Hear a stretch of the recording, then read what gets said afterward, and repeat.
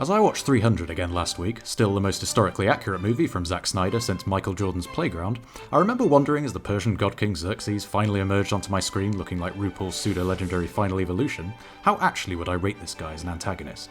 Just how good does he stack up against the villains of movie history? I had a sudden urge to create a rating system. I studied the works of the great mathematicians, Euclid, Newton, Abbott, and had the realization they were all irrelevant to rating villains from movies. So alone I set to work, and this is what I came up with. In 3 different categories, I'll give the villain a score out of 100. How smart they are, how evil they are, and how iconic, then average them into an overall villain rating. Evil Mastermind. Don't stop it. One thing that's very clear in this movie is that Xerxes loves to negotiate. In fact, he tries no less than 1, 2, 3, 4, 5 times to convince Leonidas and the Spartans to surrender or join him. And indeed, as Sun Tzu's Art of War teaches, war is only justifiable when all possible alternatives have been completely exhausted. So it seems Xerxes was wise in this regard. We'll find. I'm wise. However, as Sun Tzu's lesser-known sequel, The Unwelcome Intervention of War, says, kill my messenger once, shame on you, kill him twice, send the next one in strapped with 20 magic pot grenades. My king! Look! Anyhow, Xerxes does deserve credit for finding the winning move in the battle, convincing the hunchback Ephialtes to reveal the hidden path behind the impenetrable CGI muscle of the 300. All he had to do in return was call in some of his more exotic entertainers and livestock, presumably from the raucous house parties of this guy. Daily. And to be honest, even if you didn't want any of his gifts, wouldn't you feel awkward refusing them considering the effort that was put in? Your joys will be endless. And of course, let's not forget the successful bribes he gives to the oracles and Theron to keep Sparta out of the war, at least for a time. It's hardly Xerxes' fault Theron inexplicably decides to keep his unusable, incriminating Persian gold stuffed in his toga like a dead body in a car boot. So I'd say overall, for someone who believes they have divine power, Xerxes still recognises he must have a very human cunning to achieve victory. The only thing he fails to recognise until the very end is that Leonidas can't be bought like everyone else. I mean, look at him as Leonidas kneels here, completely oblivious that a spear is about to be thrown at his face. And as Xerxes contemplates his 4-hour wait in the emergency room, it's time for the moment of truth. Where will Xerxes sit on our unfeasibly objective Mastermind scale?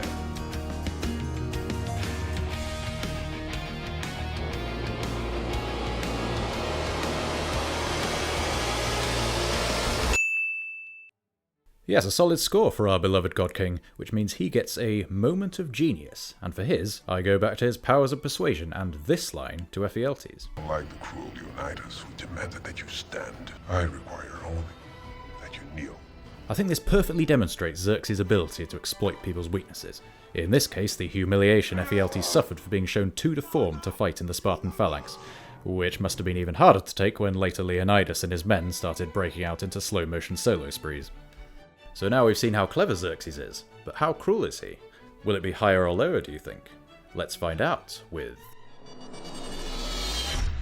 Who's this new Devilry? I am kind. says Xerxes himself. Is he telling the truth? Well, if you submit to him, yes. Unlike the Spartans, who toss babies off cliffs not high enough to kill them instantly, Xerxes will actually give you a chance of life, maybe even make you a warlord. But let's face it, I don't know about you, but I'd probably end up as one of those people stairs. Better than one of his people trees, I suppose. And indeed, retribution is what awaits you if you get in Xerxes' way. In other words... Your complete annihilation. The dead man. Erase even the memory of Sparta from Yeah, our it's histories. brutal, but is it any different from the policies of other conquerors, like Alexander the Great and Genghis Khan? Now, it is true that Xerxes has a temper on him. If he's not whispering in your ear, he's probably shouting in your face. And when his anger boils over, he does things like this, executing his generals for doing literally the only strategy possible in the situation. From the look on this guy's face, I'm assuming he's thinking, you're not killing me just so you can send those crappy elephants in next, are you? They're clumsy beasts. And something has to be said about the fact that Xerxes has this Aunt Marge razor hands in his service, especially to cut people's heads off. It probably means he does it quite a lot. Why is my head going upward? I wish they had some more of Xerxes' background in this movie, to be honest, to see, where he came from, what he's really like behind the... Wait, hang on a sec. Let me... 300 Xerxes extra scenes. Let's see... what's this? 300 rise... So, where will Xerxes of the standalone movie 300 go on our scale of evil? Here we go.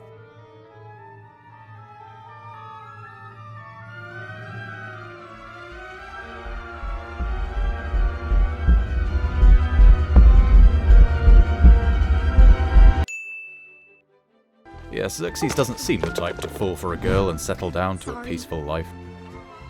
World conquest by any means necessary is his thing. Okay.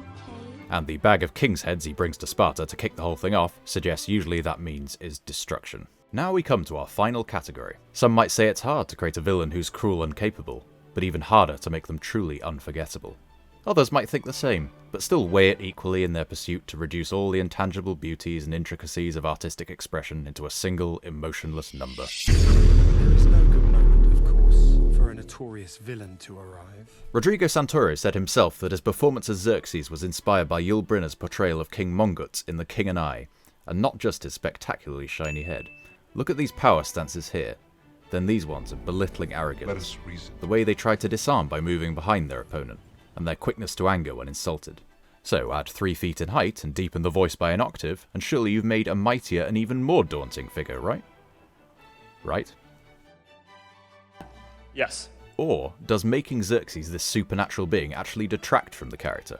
Who's more intriguing, the king so powerful he thinks he's a god, or the god so powerful because he's a god? Moreover, and I'm getting quite near the end now of this analysis. is there any point in this movie where Xerxes' huge stature plays a part? The only one I can see is when he's seducing Leonidas, and even then I think it would have been more sinister if he really was right in his ear. Still, you have to give the movie credit for making Xerxes iconic in other ways. This throne is so ridiculously large it's amazing. I like to imagine they had to carry it all the way from Persia for one unlucky boat to haul it across the Aegean in a voyage even Hemingway's old man wouldn't have touched with a 10-foot barge pole. Honestly, if the Queen of England went about her daily business on this throne, I'd vote for her, because that's how it works. The main problem, though, is Xerxes isn't taken seriously by 300's protagonists, namely Leonidas, who's so utterly without fear that any villain would appear harmless opposite him. Just for comparison, this is Clarice Starling before meeting Hannibal Lecter for the first time in Silence of the Lambs, having just been told the last woman who got close to Lecter had her face bitten off. Understandably nervous.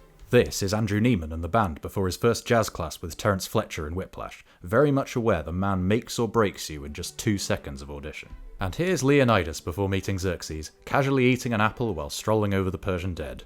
Then, when the time comes, "Let me guess, you must be Xerxes," he says, like he's greeting a free cycle member who'd come round to collect his old sofa. Xerxes even tees him off for a couple of jibes about how bad his army is. All I'm saying is, if the main character of the movie doesn't show even a modicum of fear or respect in the face of their adversary, can we as an audience fear or respect them? I think it's time to give Xerxes his final rating. Is he notorious or notorious? Notorious. Roll the counter.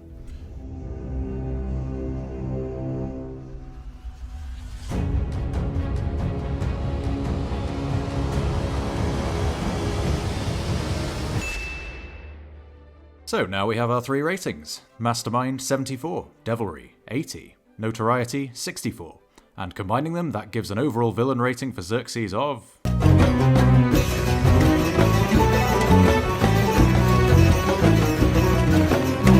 Despite everything, it's a decent rating. Considering how little screen time Xerxes actually has, he's far from forgettable, and certainly has his iconic moments. What do you think? Am I about right, or should I be locked in a dark room wearing an Astanos skull headdress with the blood-drunk captain and a rusty sword? If you can't decide, here's what Gerard Butler said when I showed him my rating. I'm not going to disagree with that. I think that's actually fairly accurate reporting. So until next time, don't forget to take your shield with you so you can come back upon it. Goodbye. I'd like to call Leonidas. Demanded that you stand. I require only that you subscribe.